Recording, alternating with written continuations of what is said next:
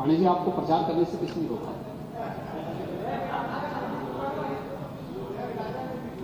आप मुझे बताइए, यानी आप करहल जीत जाएं कि आपकी विजय,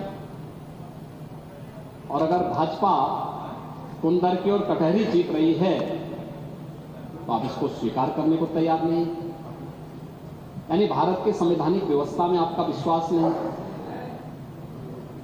आप जनता का उपहास उड़ा रहे हैं, जो जनता जनार्दन वोट देने जा रही है उसका उपहास उड़ा रहे हैं, उसका अपमान कर रहे हैं।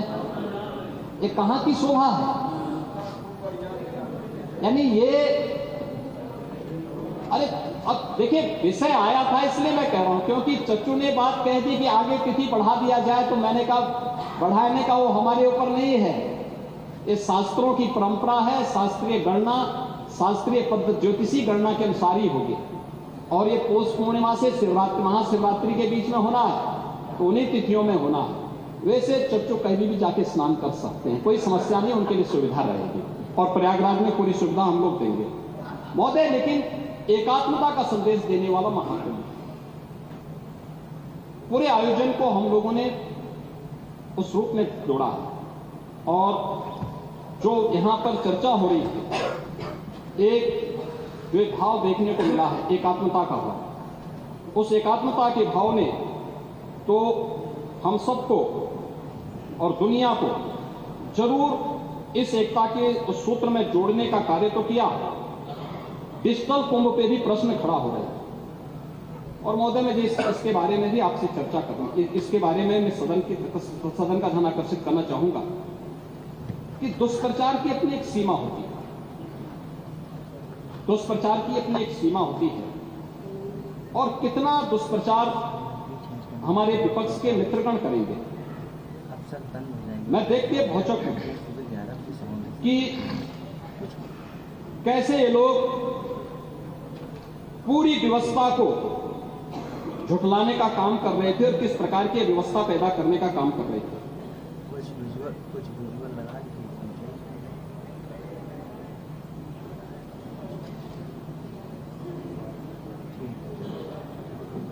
इसमें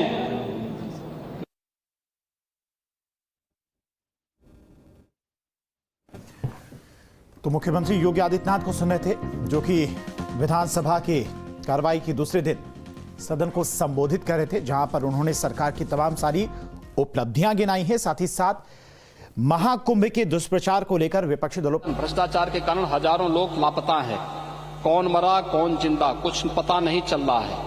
सिर्फ गोरखपुर क्षेत्र के 2 मंडलों में ही 35 लोग लापता हैं।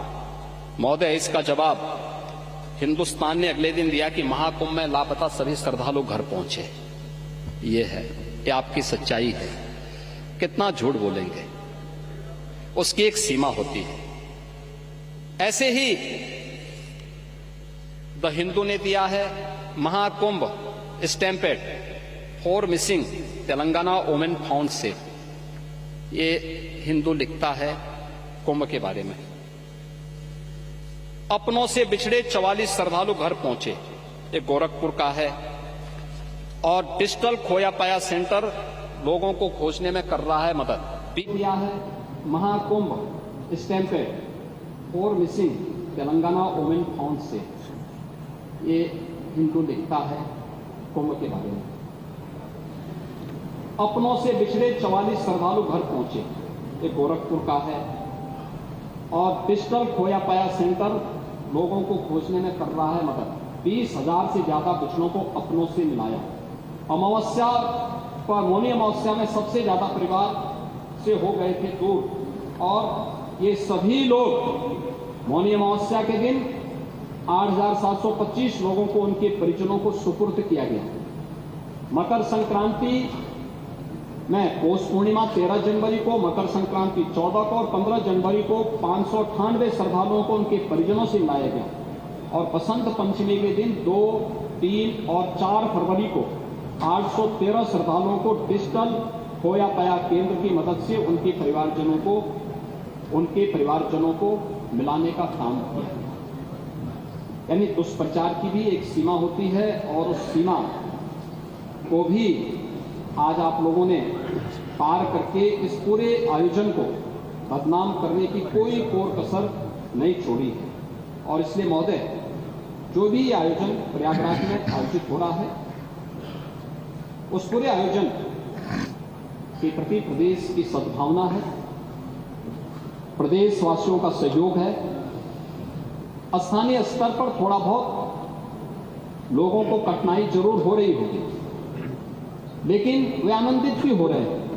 अतिथि भी आ रहे हैं और देश और दुनिया को देखने का एक अवसर भी उन्हें प्राप्त हो रहा है।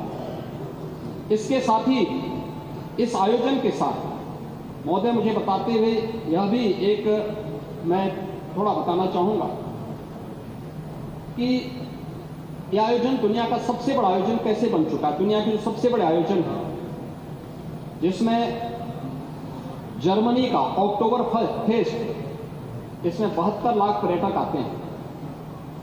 रियो कार्निवल ब्राजील का है, इसमें 70 लाख पर्यटक आते हैं। और हज मक्का में 25 लाख श्रद्धालु पहुंचते हैं। ये कुल दुनिया की आयोजन की स्थिति है। और अकेले महाकुंभ अभी एक सप्ताह बाकी है, 56 करोड़ की सीमा लांघ चुका है। महोदय, भारत और चीन के अलावा दुनिया में किसी भी देश की आबादी इससे ज्यादा नहीं है। यूरोपीय संघ की जो आबादी है वह कुल है 44 करोड़ 90 लाख। महाकुंभ में उससे भी ज्यादा लोग पहुंच चुके हैं। संयुक्त राज्य अमेरिका की आबादी है 34 करोड़ 66 लाख, उससे ज्यादा लोग महाकुंभ में आ चुके हैं। पाकिस्तान, बांग्लादेश, इनकी टोटल आबादी को भी जोड़ देंगे, उससे भी ज्यादा हमारे महाकुंभ में लोग आ चुके हैं। अकेले प्रयागराज उसको अपने साथ जोड़ रहा है। और इसलिए मैं आज के इस अवसर पर अपने विपक्ष के मित्रों से कहना चाहूंगा, आप इसके लिए सदन में मुद्दा उठा सकते हैं, हमें कोई आपत्ति नहीं, हम रोक भी नहीं सकते, लेकिन शब्दों की मर्यादा का ध्यान जरूर रखें जब आप सोशल मीडिया में या मीडिया में कोई वक्तव्य देते हैं। दूसरा, जब आप कोई टिप्पणी करते हैं कि हजारों की संख्या में मौत हो गई, अलग अलग लोगों ने, समाजवादी पार्टी के नेता भी थे, कांग्रेस के नेता भी थे, जिन्होंने इस प्रकार के गैर जिम्मेदाराना बयान दिए। हमें उन तथ्यों को देखना चाहिए जो मैं कह रहा हूं कि डिजिटल कुंभ, जिनको आप मृतक बता रहे हैं, जिसमें एक प्रयागराज के महोदय, एक प्रयागराज के ही सज्जन है, हम उनको भी दे रहा हूं। भगदड़ में जिसे मृत माना वो 13वें के दिन घर पहुंचा, ये प्रयागराज के हैं, है ना। अब उसके बाद भी ये सज्जन आपके जीरो रोड के खूंटी गुरु के घर लौट आए। यानी ये मौनी अमावस्या के स्नान पर भगदड़ के बाद से लापता थे। हादसे में लापता खूंटी गुरु को मृत मानकर उनकी 13वीं की तैयारी हो चली थी। शाम को भोज के लिए मोहल्ले में तैयारी चल रही थी कि तभी तक वो ई रिक्शा से उतरे।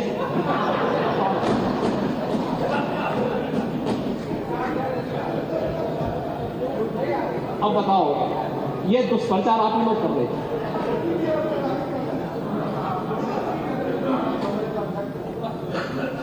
आप देखिए कि खूंटी गुरु कई दिनों से घर नहीं लौटे थे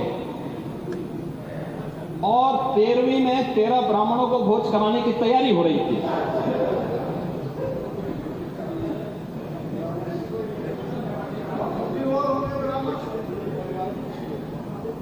खूंटी गुरु ही रिक्शा से उतरे और उनको देखने के लिए पूरा आयोजन ही निरस्त करना पड़ा।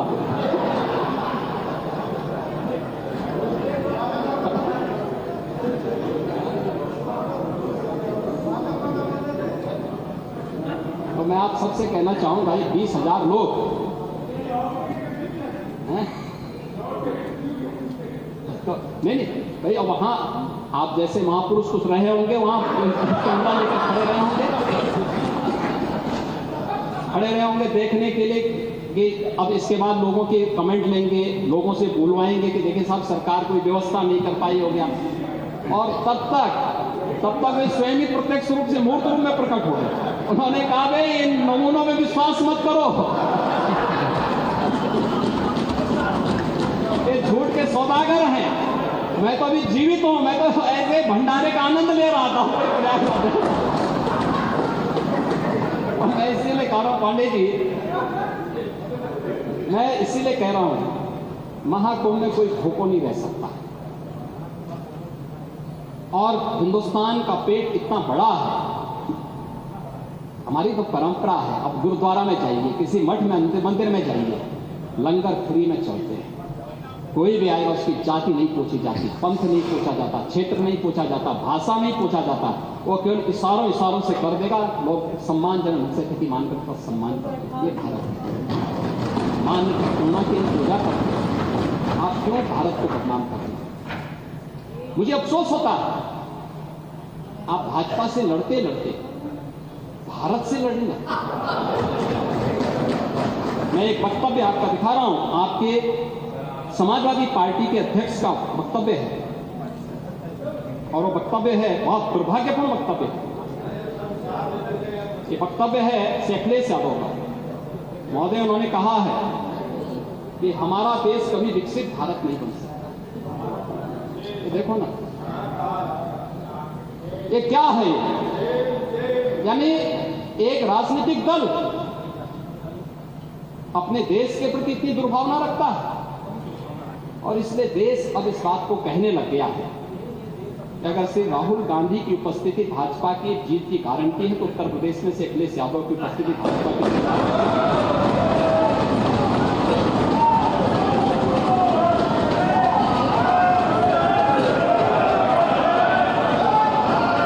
और ये गारंटी उपचुनाव में दे दिया है,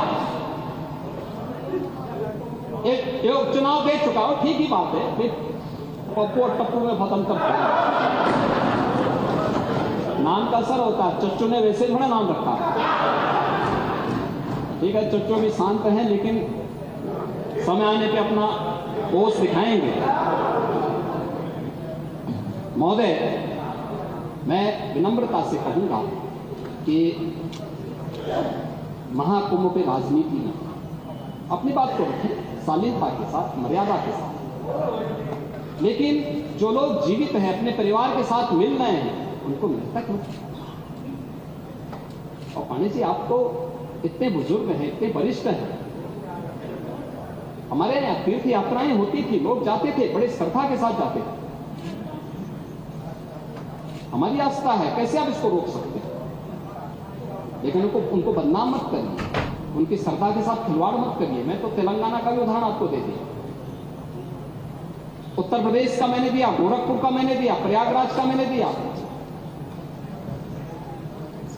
और जो लोग प्रयागराज में भगदड़ के शिकार हुए हैं या फिर विभिन्न रोड एक्सीडेंट के शिकार हुए हैं, सरकार की पूरी संवेदना है, सरकार उनके साथ खड़ी होगी।